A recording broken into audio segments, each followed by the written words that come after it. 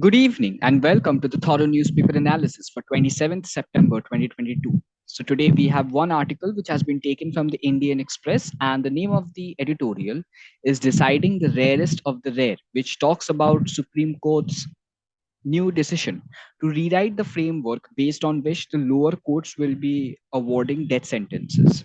Now, following that, we will have the news update and the legal news, which you know are a part of LawSikho's initiative.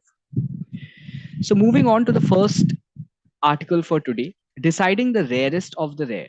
Now, 42 years ago, the SC had held that the provision of death penalty did not violate the provisions of the Indian Constitution. However, now the Apex Court has stated that the provisions of death penalty are anything but fair. The Apex Court has also accepted that at present, the provisions for death penalty, the way death penalty is pronounced and sentenced, is untenable. So, primarily, when we talk of death penalty and the grounds based on which they are given, we always go back and refer to the Bachan Singh framework. However, the inadequacy of this Bachan Singh framework was highlighted by Justice Kurian Joseph in the case of Channu Lal Verma in 2018. Justice Kurian Joseph was one of the minority opinions that the framework of Bachan Singh was incomplete and it did not totally encapsulate the statistics based on like the factors based on which uh, death sentence was pronounced.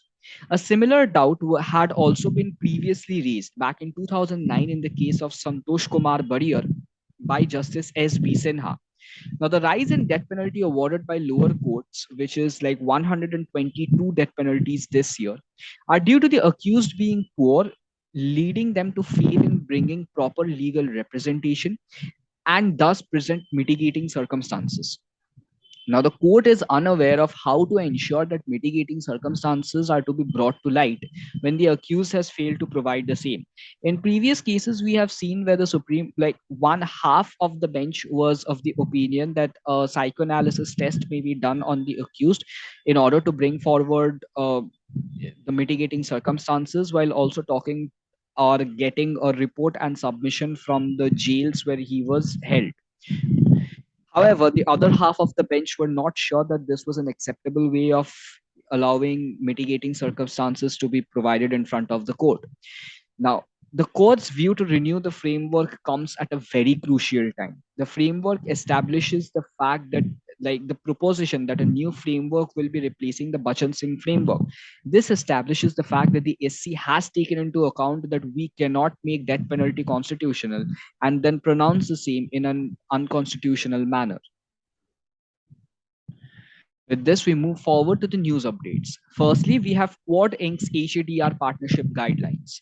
The foreign ministers of Australia, India, and Japan and the Secretary of State of the United States met in New York and signed into operation the guidelines for the Quad Partnership on Humanitarian Assistance and Disaster Relief, HADR, in the Indo-Pacific. Now, this partnership was announced by Quad leaders in Tokyo as part of the shared vision for a free and open Indo-Pacific that is inclusive and resilient. Secondly, we have India's first avalanche monitoring radar installed in North Sikkim. The Indian Army and Defense Geoinformatics and Research Establishment, which is known as DGRE, have jointly installed the avalanche monitoring radar in North Sikkim. The radar was inaugurated by Lieutenant General Tarun Kumar H. Ativashisht Seva Medal, General Officer commanding 3 Shakti Corps. Thirdly, we have Nirmala Sitharaman launch e-learning platform Bharat Vidya.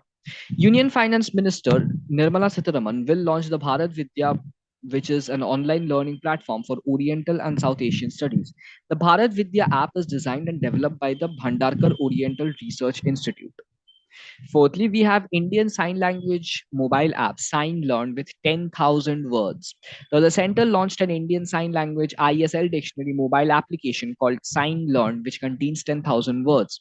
Sign Learn is based on the Indian Sign Language Dictionary of the Indian Sign Language Research and Training Center ISLRTC, which contains around 10,000 words.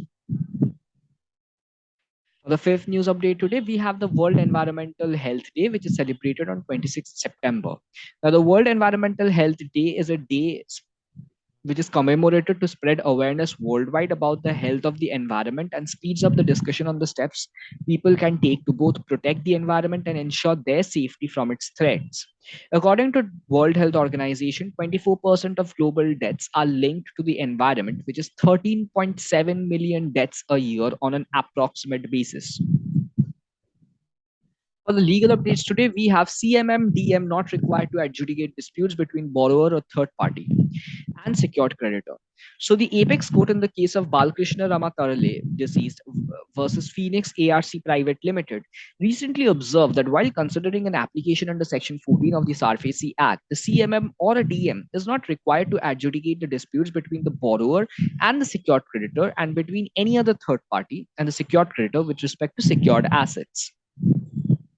Secondly, we have permanent injunction cannot be sought on the basis of an unregistered agreement to sell. So the Supreme Court in the case of Balram Singh versus Kelo Devi held that a relief of permanent injunction cannot be sought on the basis of such an unregistered document or agreement to sell. So this was all for today. For free study materials and TNA PDF slides, please join our Telegram channel, the link of which you can find in the description, or you can always scan the barcode that's given on your screen.